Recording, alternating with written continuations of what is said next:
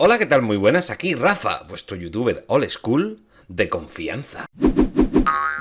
Muy buena gente, ¿qué tal? ¿Cómo estamos? Hacía ya bastante tiempo que no subía ningún videíto. La verdad que estoy un poco liado con muchas cosas. La verdad que lo más importante que estoy haciendo ahora en estas últimas semanas es un tema nuevo que estamos grabando con mi banda de rock y ya solamente nos queda el videoclip. El videoclip, que es una de las cosas más importantes a la hora de subirlo aquí a YouTube y toda historia, porque quiera o no quiera, vale, la música es muy importante, es lo que en realidad es lo que estamos haciendo, pero con un buen vídeo, con unas buenas imágenes, con una historia bonita, todo se cuenta mucho mejor y eso es lo que estoy haciendo ahora. Ahora estamos ultimando detalles y esto nos falta poquito a poquito y voy a sacar un tema que es chulísimo. Y como esta tarde pues tenía un ratito, he dicho que Rafa, párate, vamos a grabar un videito que hace mucho tiempo que no subimos nada y hay que subir cositas. He recordado que mi amigo Federico Delía hace como un par de semanas o cosas así puso una historia recordando un atentado que hubo en Argentina en el 80 y tantos por ahí puede ser, atentado contra la AMIA. Entonces hace un par de semanas me quedé pensando, digo, ¿qué será la AMIA? ¿Qué atentado hubo? Y bueno, he buscado un poquito de información aquí y he encontrado un vídeo de Damián Cook de historias innecesarias y la verdad que me ha parecido bastante interesante. Es un vídeo un poquito largo, la verdad, son 22 minutos de vídeo. Me imagino que te explicará muchísimas cosas y la verdad que me interesa. Así que bueno, ponte cómodo, ponte cómoda, vamos a disfrutar y vamos a informarnos sobre todo, a ver qué es lo que pasó, qué es lo que nos cuenta Damián Cook en este vídeo, que la verdad que he visto algunos vídeos de Damián Cook de historias innecesarias y hechos, la verdad que son bastante buenos. Y bueno, atentado a la AMIA del canal Damián Cook. Vamos al lío. Buenos Aires, Argentina, 18 de julio de 1994. El día, o mejor dicho, la semana, recién había empezado. La noticia más comentada era la cuarta Copa del Mundo que Brasil había ganado el domingo en Estados Unidos después de vencer por penales a Italia. Para las 9 de la mañana de ese frío lunes de julio, la mayoría de las personas ya se encontraban en sus respectivos trabajos. Todo transcurría normalmente. Todos ya estaban llevando a cabo su rutina diaria y todo parecía indicar que ese sería un lunes como cualquier otro. Sin embargo, a las 9:53 de la mañana, todo cambiaría.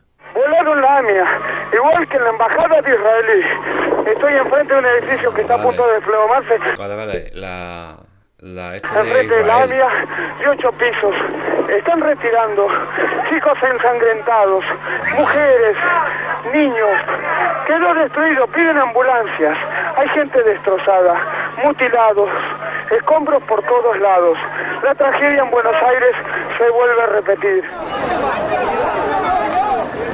Es necesario hacer silencio para escuchar la voz de algún herido y poderlo rescatar. ¡Silencio!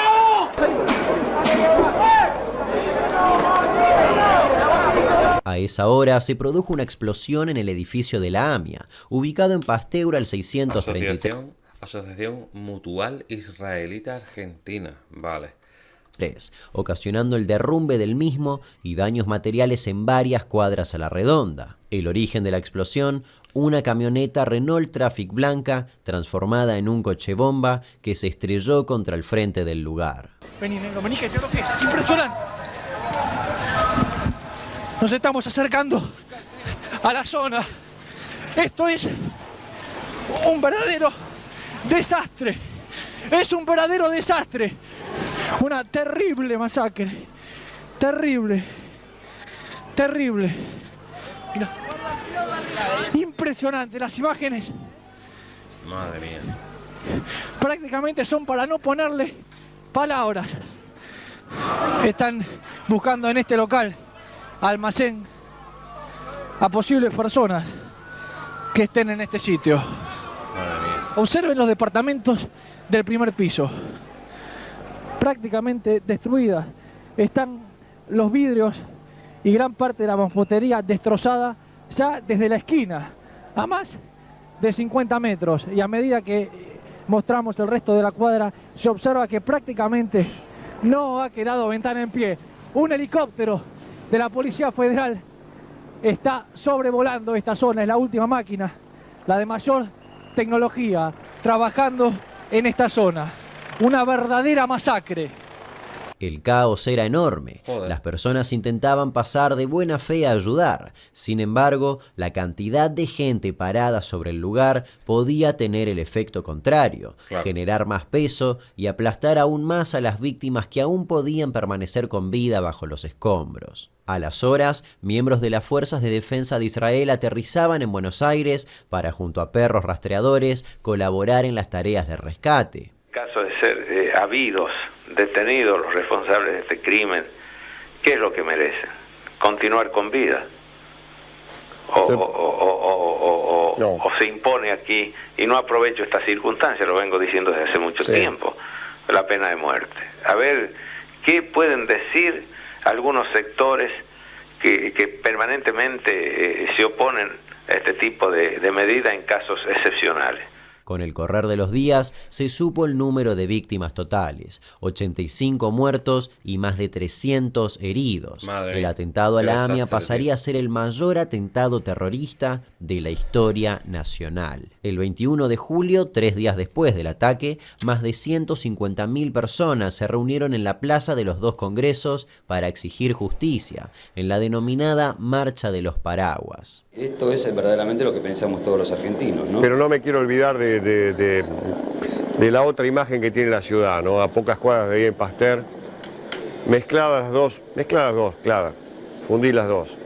Esto es lo que está pasando entre la gente que sigue sacando cuerpos y la gente que ha llegado. Pasado el atentado, intervino el juez federal de turno Juan José Galeano. Por parte de la Policía Federal Argentina, intervino el Departamento de Protección al Orden Constitucional a cargo del comisario inspector Carlos Antonio Castañeda. Las primeras pericias determinaron, como dije, que la explosión se produjo mediante un coche bomba. El 25 de julio de 1994 se encontró entre los escombros el motor de esa camioneta, y la numeración del mismo permitió reconstruir la cadena de titulares del vehículo hasta dar con el último que la había tenido, Carlos Alberto Tejeldín, un reducidor de autos. El 27 de julio un coche bomba explotó en la Embajada de Israel en Londres, y ese mismo 27 por la noche, Carlos Alberto Tejeldín es encontrado y arrestado. En su primera declaración dijo que vendió la Traffic gracias a un aviso en el diario Clarín, a un tal Ramón Martínez, y hasta repitió esa declaración en reiteradas oportunidades. Y desde ese preciso momento se daría inicio a un confuso laberinto judicial que, si bien no hace falta que te lo aclare, continúa siendo igual de confuso hasta el día de hoy. Es que lo que decía Fede en la historia que vi cuando la subió al Instagram era eso, de que pedía justicia, ¿vale? Justicia todavía, porque por lo visto en 2023 todavía no se sabe, ¿no? ¿Qué ha pasado ahí, ¿no? Vamos a intentar repasarlo. Una semana después del atentado, el juez Galeano viajó a Venezuela a encontrarse con un disidente iraní. Al volver a Argentina, anunció que tenía información clave aportada por el disidente. Sin embargo, esa información jamás salió a la luz. El 1 de agosto de 1994, Galeano ordenó a quien estaba a cargo de la unidad antiterrorista de la Policía Federal, Jorge Fino Palacios, allanar la casa de Alberto Cano Edul, una familia que tenía una muy buena relación con los Menem. Sin embargo, desde un teléfono a nombre de Palacios se realizaron 2 llamadas al domicilio que se iba a allanar, por lo que una vez que la policía llegó, solo había unos pocos documentos. El 9 de agosto de 1994, el juez Galeano dictó una resolución en la que pidió la captura internacional de 4 funcionarios del gobierno iraní, responsabilizándolos directamente por la voladura de la AMIA. En esa misma resolución dictó el procesamiento a Tejeldín, quedando sujeto a la investigación por el atentado. En diciembre de 1995, el juez ordenó el allanamiento de Campo de Mayo y la detención de diversos militares y exmilitares por presunta vinculación al atentado, entre ellos el ex sargento del ejército Jorge Orlando Pacífico, quien estuvo presente en el lugar del hecho cuando explotó la bomba y quien nunca pudo justificar debidamente su presencia ahí. Sin embargo, embargo, y nos adelantamos un poco en el tiempo, si bien esas personas fueron juzgadas por otros delitos menores, la investigación se fue diluyendo sin que se pudiera probar, al menos hasta el día de hoy, su participación en el atentado. Varios de ellos siguen sujetos a investigación. En julio de 1996, y prepárate para esto porque es lo más cinematográfico de todo, Tejeldín cambió su declaración. Dijo que había entregado el auto a un grupo de policías bonaerenses comandado por el comisario Rivelli. Acto seguido, el juez Galeano ordena la detención de todos ellos. A fin de ese mes dictó el procesamiento de 4 policías bonaerenses, acusándolos de haber participado en el atentado. Y si bien en octubre de 1996 la Cámara de Apelaciones confirmó el procesamiento dictado por Galeano a los policías, en abril de 1997 pasaría algo insólito. Salió a la luz un video filmado en el juzgado, donde se ve a Galeano manteniendo una conversación con Tejeldín, en la que el juez le ofrece dinero a cambio de su declaración. El video tiene fecha de los primeros días de julio de 1996, mucho antes de que Tejeldín declarara en el expediente haber entregado la camioneta a los policías. En noviembre de 1998, 4 años después del atentado, el juez Galeano dictó el procesamiento de Carlos Tejeldín, acusándolo de ser partícipe del atentado, por haber preparado la camioneta luego utilizada como cochebomba que luego entregaría a los ex policías.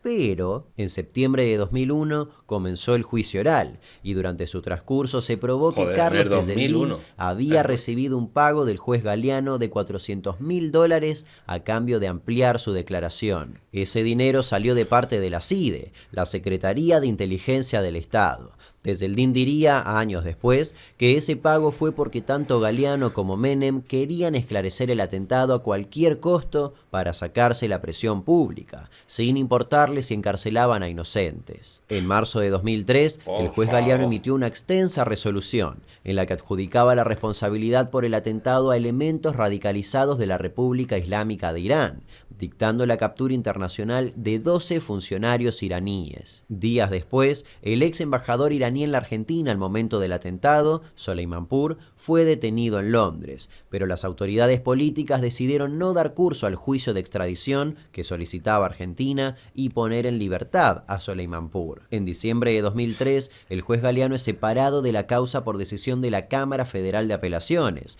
bajo la justificación de que el juez había perdido imparcialidad. De esa manera, la causa AMIA pasa al juzgado a cargo del juez federal Rodolfo Canicova Corral. Ahora atentos a esto. En septiembre de 2004, el Tribunal Oral Federal número 3 dictó su veredicto, anulando completamente la investigación de Galeano y por consecuencia absolviendo a todos los imputados. Se dijo en esa oportunidad que Galeano había armado arquitectónicamente una acusación falsa, en complicidad con diversos poderes, órganos y funcionarios del Estado, con el único fin de satisfacer los reclamos de justicia de la sociedad y de la comunidad judía en particular. A lo que puede llegar, o sea, las personas bajo la presión pública y todo esto, políticos, policía y todo esto, con tal de eso, ¿no? De esclarecer, aunque sea mentira, ¿sabes?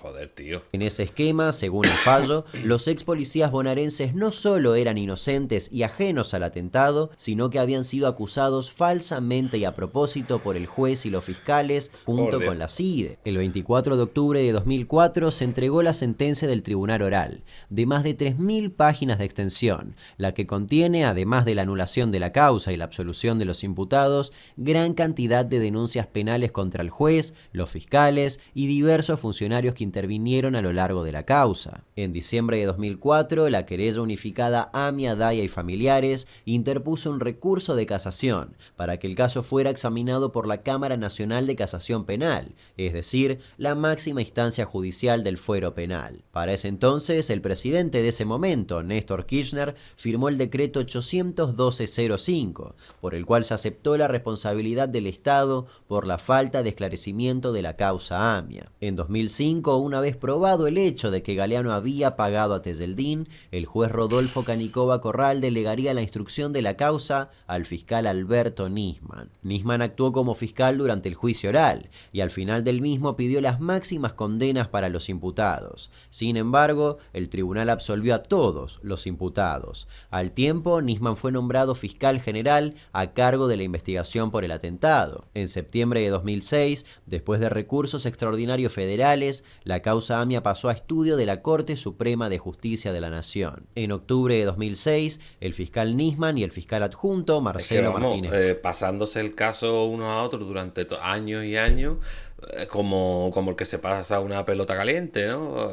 Madre mía. Burgos emitieron un dictamen en el que atribuyeron la responsabilidad por el atentado al gobierno de la República Islámica de Irán de entonces y a la organización terrorista libanesa proiraní Hezbollah. Y por eso le solicitaron al juez Canicova Corral la captura internacional del entonces presidente iraní, del canciller, del ministro de inteligencia, de otros 3 funcionarios del gobierno iraní de ese entonces y del jefe operativo del Hezbollah. Esa solicitud de captura fue aprobada por el juez el 9 de noviembre de 2006. Interpol dio curso a las órdenes de captura mencionadas y fueron comunicadas a todas las oficinas internacionales de dicha organización y siguen vigentes al día de hoy. Cabe destacar que todavía a día de 2023 no han cogido a nadie, vaya.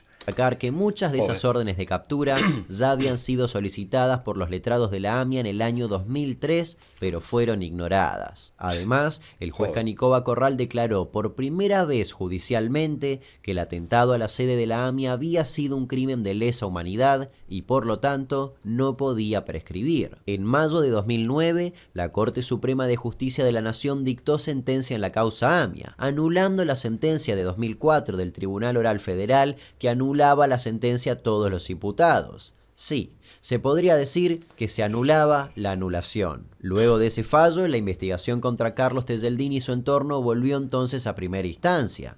Por otro lado, los ex policías, si bien fueron absueltos por el atentado, continuaron siendo investigados por los delitos comunes por los que habían sido juzgados. En octubre de 2009 se procesa en un juicio por encubrimiento al presidente de la Nación al momento del atentado, Carlos Saúl Menem. Además, se procesa al juez Galeano y al hermano de Menem, Munir, quien era jefe de la unidad presidencial cuando se realizó la investigación. En agosto de 2010, y a pedido tanto de la Fiscalía como de las querellas de AMIA y DAIA, el juez Canicova Corral volvió a procesar a Carlos Alberto Tejeldín como partícipe necesario del atentado. Esa resolución fue apelada por Tejeldín y luego confirmada por la Cámara de Apelaciones del Fuero Federal. Y por eso las querellas y la Fiscalía han presentado el requerimiento de elevación a juicio respecto a Tejeldín, para que sea sometido nuevamente a juicio oral y público, acusado de haber participado en el atentado a la AMIA. En febrero de 2013, Argentina anuncia la firma de un memorándum de entendimiento con la República Islámica de Irán, y en abril de ese mismo año, la AMIA y DAIA presentaron un recurso de amparo para que ese memorándum sea declarado inconstitucional. Recién el 15 de mayo de 2014 es que todo a 2013-14 todo se está convirtiendo ya en una bola política de a ver quién, ¿no? No sé, me está dando la sensación, ¿no? Yo qué sé, como si fuera un premio el acto, ¿no? El acto de ese día del atentado. A ver quién, ¿no? No sé. Lugar al pedido de amparo y el memorándum quedó sin efecto. Sin embargo, el gobierno nacional apeló al fallo. El 14 de enero de 2015, Nisman presentó una denuncia ante el Juzgado Criminal y Correccional Federal número 4, donde acusaba a altas autoridades del gobierno argentino y a terceros de haber orquestado o colaborado para conseguir la impunidad de los imputados iraníes. Pero el 18 de enero de 2015, Nisman aparece muerto en su departamento de Puerto Madero. Por Dios. La información de último momento, en la mañana encontraron muerto al fiscal Nisman, por supuesto, es lo que acapara la atención periodística en este día lunes 19 de enero. Si bien la justicia investiga una causa caratulada como homicidio, al día de hoy todavía no se han esclarecido las circunstancias de su fallecimiento. Meses después, en marzo de 2015, el juez Daniel Rafecas, titular del Juzgado Criminal y Correccional Federal número 3, desestimó la denuncia del fiscal Nisman. Luego de su fallecimiento, se designaron 3 nuevos fiscales a cargo de la causa AMIA: Sabrina Namer, Roberto Salum y Patricio Sabadini. Brahimi. En diciembre de 2015, después de idas y vueltas, finalmente el memorándum de entendimiento con Irán es declarado inconstitucional. En agosto de 2016, 22 años después del atentado, el equipo argentino de antropología forense, gracias a nuevas tecnologías no existentes al momento del ataque, logró identificar a la última víctima, la número 85.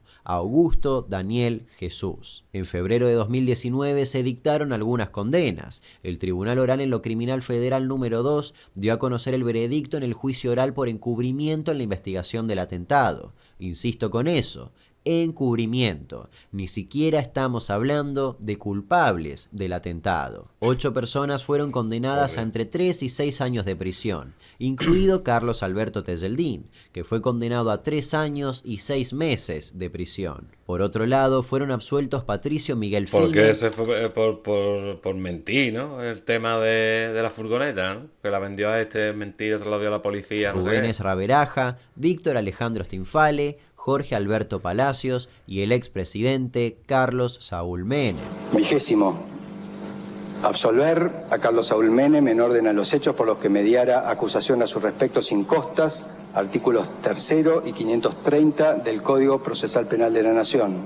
Condenar a Carlos Alberto Tejeldín a la pena de 3 años y 6 meses de prisión, inhabilitación absoluta perpetua, accesorias legales y las costas del proceso. Sin embargo, en diciembre de 2020... Comenzamos este bloque con esta información de último momento sobre la sentencia a Carlos Tejeldín por el atentado a la AMIA. Néstor Espósito con toda la información. Néstor, buenas tardes.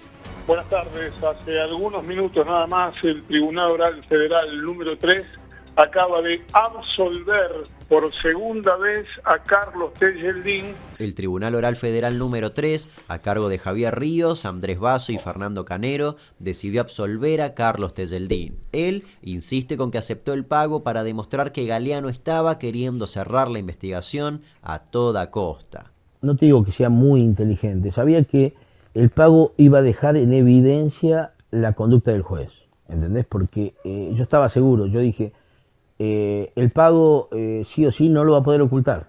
O sea, sí o sí la historia va a demostrar que me pagó. Si yo no hubiera aceptado el pago, seguramente estábamos condenados injustamente a perpetua. Tanto Rivelli como yo, estoy totalmente convencido. Si yo no hubiera aceptado el pago, estábamos condenados a perpetua. Actualmente, la querella unificada de AMIA y Daya anunciaron que apelarán al fallo y aseguran que las pruebas existentes son suficientes para condenar a Tejeldín. Y así llegamos hasta el día de hoy. Seguramente para cuando estés viendo este video ya hayan pasado más de 27 años desde el atentado a la AMIA y aún no se hizo justicia. Una interminable lista de personas desfilaron por diferentes tribunales, pero como viste, después de idas y vueltas, imputaciones y absoluciones, los culpables continúan no solo en libertad, sino que permanecen siendo desconocidos. Hoy en día, la AMIA no para de llevar a cabo acciones para ejercitar la memoria y renovar el reclamo de justicia. Y cabe recordar que tampoco hay justicia, al menos hasta el día de la publicación de este video, por el atentado a la Embajada de Israel, ocurrido en marzo de 1992. Hoy, 27 años después, y con unas 5 pistas e hipótesis diferentes, se continúa y continuará exigiendo justicia.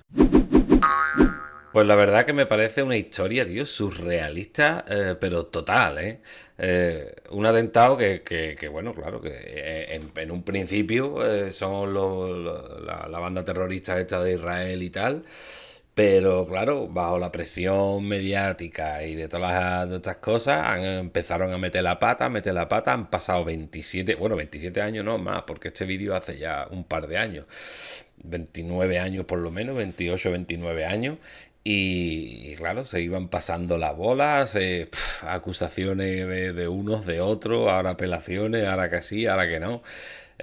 Yo lo que al final, en resumidas cuentas, lo que pienso que los responsables de esto, como ha dicho al final del vídeo, ni siquiera se saben quiénes son. y los que puedan tener responsabilidad sobre esto, ¿no? En este caso Menem, todos los políticos de la época y todo esto, metiendo la pata como metieron la pata por intentar encubrir, ¿no? Encubrir o hacer falsas acusaciones para intentar aclarar el caso, aunque fuese mentira. Yo creo que esto es como tantos y tantos casos que hay, ¿no? De que es como la peli esta, ¿no? De catastróficas decisions, ¿no? Que van unas detrás de otras y al final de una cosa que a lo mejor se podía haber solucionado si se hubiesen hecho las cosas bien desde un principio, se hubiese solucionado, ¿no? Pero claro, es un cúmulo de cosas, la bola se va haciendo más grande y tal. La verdad que me parece súper triste, súper, no sé, muy mal. Aquí, por ejemplo, en España también tenemos, que me ha recordado muchísimo, el caso de Marta del Castillo. No sé si lo conoceréis, una adolescente que la mataron en Sevilla, en una ciudad de Andalucía. Y los que eran acusados, en principio, se echaban la culpa unos a otros, dieron 20.000 versiones diferentes. Y el problema que ha habido es que el cuerpo nunca se ha encontrado porque ya os digo, han buscado el cuerpo por cada uno de los sitios que han ido diciendo, pero nunca lo han encontrado el cuerpo. Sin cuerpo pues no hay delito, ¿sabes? El que supuestamente le había matado está en la cárcel porque él se acusó a sí mismo. Pero bueno, una historia tremendamente rocambolesca y súper triste.